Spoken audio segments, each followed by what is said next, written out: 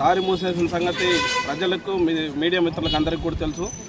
కానీ ఈరోజు ఈ బ్రిడ్జి ఏదైతే ఉందో 30 రోజుల్లో పూర్తి చేస్తానన్నారు. ఈ 5 రోజులు 6 రోజులు కంప్లీట్ అవుతున్నా ఇంతవరకు కనీసం 10% పని ఇక్కడ చేసినట్టు కనిపించలేదు. ఇది ఇంకెన్ని రోజులు పడుతుందో కూడా తెలియనటువంటి పరిస్థితుల్లో ప్రజలందరూ కూడా ఇబ్బంది పడుతున్నారు. ఇది ముందస్తు చర్యగా అధికారులు కానీ అందరూ కూడా అఖిలపక్ష సమావేశం ఏర్పాటు చేసి అఖిలపక్ష సమావేశంలో ప్రజా అభిప్రాయాన్ని సేకరించి దీనికి ప్రత్యామ్నాయంగా రోడ్డు ఏర్పాటు చేసిన తర్వాత దీన్ని క్లోజ్ చేసి ఉంటే మేమందరూ కూడా సంతోషపడి ఉంటాం. ఈరోజు రేణుగుంట పంచాయతీ ఆఫీసులో అంబులెన్స్ అక్కడ ఉంటుంది. ఇక్కడ రమణ విలాస్ సర్కిల్లో చుట్టుపక్కల ఉన్నటువంటి హైవేలు ఉన్నాయి.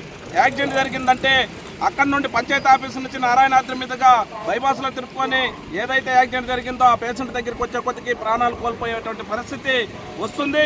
ముందస్తుగా ఇప్పటికైనా ఈ ప్రజా సంఘాలు అన్ని అఖిలపక్షం కోరుకున్నట్టుగా ప్రత్యామ్నాయం రోడ్డు ఏర్పాటు చేసి ప్రజలకు అనుగుణంగా వచ్చేటువంటి రోడ్డుని ఏర్పాటు చేయాలని చెప్పేసి మేము డిమాండ్ చేస్తున్నాం.